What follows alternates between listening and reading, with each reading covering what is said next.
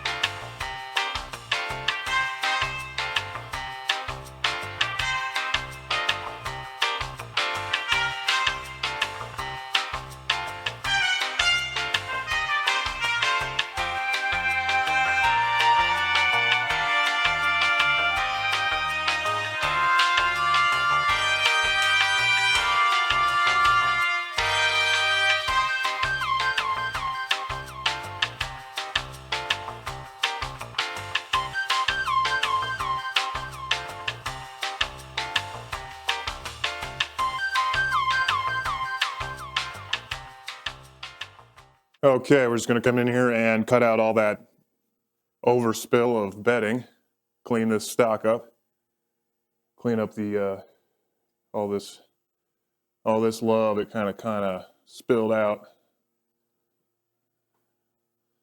Go in there with a Carter-inch carbide end mill, and yeah, gonna clean it up. Clean it up, Chris.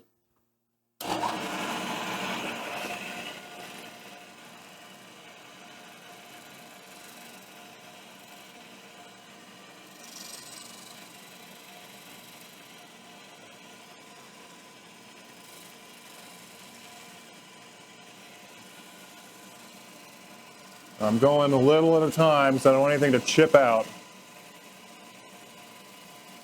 Found if you get too aggressive here, it'll chip. Grab too much at once. And I'm doing a conventional conventional cut to help mitigate that as well.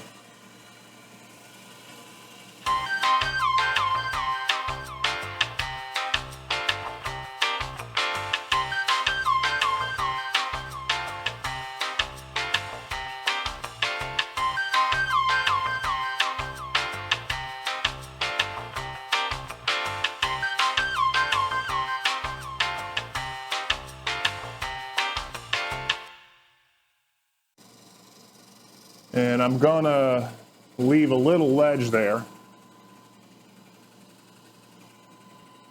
I'll leave a little ledge there where the action actually, or the receiver actually sits on. Kind of right behind my fingernail, right from here all the way to the wall. And I'll leave that. Just give the magazine a way to, or clearance to feed, and also have support for the receiver for the entire footprint of the receiver. Yeah. So, no need to watch this whole thing. I'll cut it off here and we'll come back and show you the end result.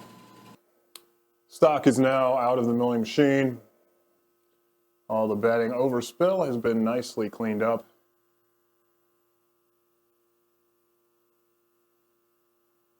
Let's see, the bedding, nice one-to-one fit on everything there. Recoil lug area. Couple little chip outs. This action in the bottom of it are so, there's so many square, sharp edges and things. I did mask off all the sides, any parallel surfaces, mask those, mask the recoil lug, the sides and the front and the top. Masked off all the way around here so there's no secondary recoil lug crap going on. So I did all precautionary work to avoid that, but inevitably, a lot of times, especially with these flat bottoms and sharper, square-edged receivers, you'll have some of that slight chipping. I would be concerned if it was chipped out in the recoil lug, so that's the absolute most important part right there. The rest is just support and a cradle, so a couple little small minor chips. So what we can do is mix up a small amount and essentially just rebed it again. Covering those areas up, usually that works fine. So I'll do that, obviously. The other thing is the concept of, especially this acroglass stuff, it tends to shrink. I've heard like 1% of, or 1/10 of 1%, it'll shrink. So to avoid that too, as well, or to counteract that, you do a secondary bedding job. So we'll just do that real quick, make sure that's all good. It'll take like a teaspoon because it's such a thin amount. That all being said, I've been an acroglass fan and user for years and years, and I think I might try the DevCon or the other couple products out there for bedding. If anybody has experience with those two over acroglass, let me know what you think. Is it a big improvement? Do you like it better? Does it not chip like this? If you like it better, why? I'd appreciate a little bit of feedback on that. I'd like to try it because, yeah, this acroglass stuff is, I'd like to step up the game where I can. So, yeah. Let me know in the comments if you have personal experience with any of those products and whether or not you like them over acroglass. So, as well, we cleared out the pillars. So you don't want any bedding inside there. For a double thread, you want your screws to drop down nice and free. And so, pillar there, and this pillar. So the action is now torquing against pillars and bedding, taking all the wood out of the equation. Sure, the forend may warp and move over time, but the barrel's completely free-floated. And if it does begin touching, well, just get out some sandpaper and take that wood away. So anyway, near perfect bedding job. Like I said, we'll fix these little chips like we always do. No big deal. Got a nice snug fit here. So it kind of drops in right there. And like I said, with that real square recoil lug and then the cross section there, it is a very precise fit. So you got to be kind of, you can feel it and then it drops into place. Just test fitting everything, making sure everything works as it should, like we like to do.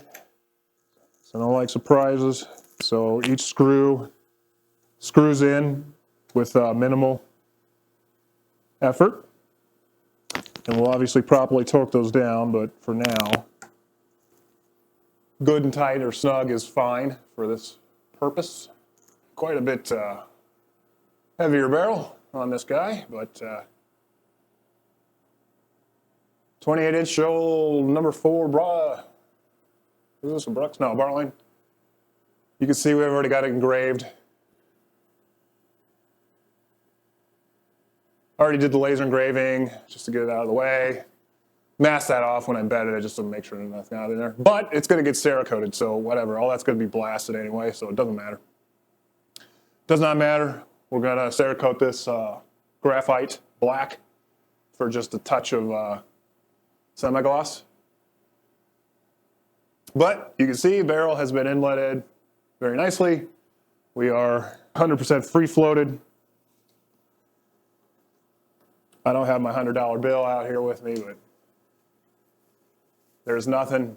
Now this right here, it stops, but that's the little pad of, so I put, especially these big magnums with a real heavy long barrel, I like to put that little pad of bedding in to support that shank. But other than that, we are completely free floated all the way out. Plenty of clearance.